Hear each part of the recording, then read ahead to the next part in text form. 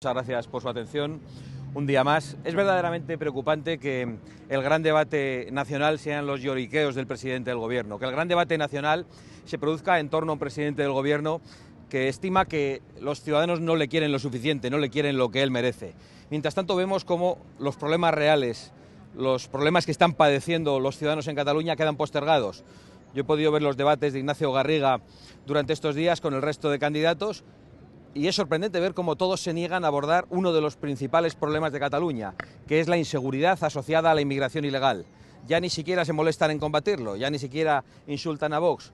Directamente han decidido todos ellos que este es un problema del que no hay que hablar. Acabamos de padecerlo en el metro de Barcelona, con una censura sorprendente, porque ya no se puede ni siquiera decir que en el metro de Barcelona un 45% ha sido el aumento de las agresiones sexuales. Es de una gravedad extrema y precisamente esa conjura del resto de los partidos para no hablar de los problemas reales es lo que está provocando que esos problemas aumenten, que la inseguridad siga creciendo. Hemos visto incluso a dos de los principales candidatos, a Illa y a Puigdemont, discutir por el nombre de esta ciudad en los últimos días. Uno decía que se podía decir Lérida, el otro que había que decir Lleida. Para nosotros eso no es un problema. Si hablamos en catalán decimos Lleida, si hablamos en español le llamamos Lérida. Lo que de ninguna manera queremos es que se acabe llamando la taifa de Lárida y que las mujeres no puedan pasear por una ciudad que ha cambiado tantísimo su aspecto. Eso es lo que nosotros vamos a poner encima de la mesa y los ciudadanos que nos escuchan ya saben que el día 12 hay una alternativa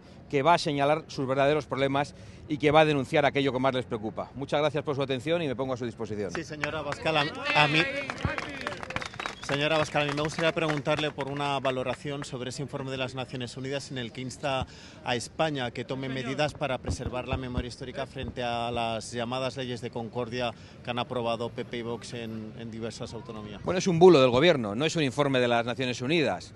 Es un informe de unos relatores que trabajan en las Naciones Unidas, a los que supongo que bien untados, el gobierno y sus socios separatistas y compañía, pues les han animado a hacer un informe de este tipo, pero no es ni mucho menos una resolución de las Naciones Unidas. Pero voy a decir algo más, aunque fuera una resolución de las Naciones Unidas, ¿quiénes son las Naciones Unidas que tienen tan buenas relaciones con regímenes dictatoriales y teocráticos para decir a un país democrático como España cuáles son las leyes que tiene que tener o lo que hay que hacer en las comunidades autónomas españolas? ¿Quiénes son las Naciones Unidas para decir a los españoles que no pueden opinar sobre su pasado como les venga en gana? ¿Quiénes son las Naciones Unidas para tapar que aquí hay un gobierno que ha desenterrado muertos, que ha desenterrado huesos y que cuando ha visto que no eran del bando que buscaban, los ha vuelto a tapar? ¿Quiénes son las Naciones Unidas para seguir soportando, si es que lo hiciesen, que no lo han hecho, porque estamos hablando de unos relatores, a un gobierno que está enfrentando a los españoles? Ninguna preocupación con ese informe. Nosotros vamos a seguir haciendo lo que tenemos que hacer, que es garantizar la libertad de los españoles para acercarse a su historia como les venga en gana y no como el gobierno de turno, un gobierno como este que ya amenaza a los jueces y que amenaza a los medios de comunicación, pretenda que entiendan la historia. Señor Abascal, dos preguntas. La primera, ¿qué le parece la eliminación de la segunda, en el registro de esa campaña más vencedas de Cataluña a los actos de Vox y pocas referencias a la supresión de las comunidades autónomas? ¿Es algo que todavía defienden?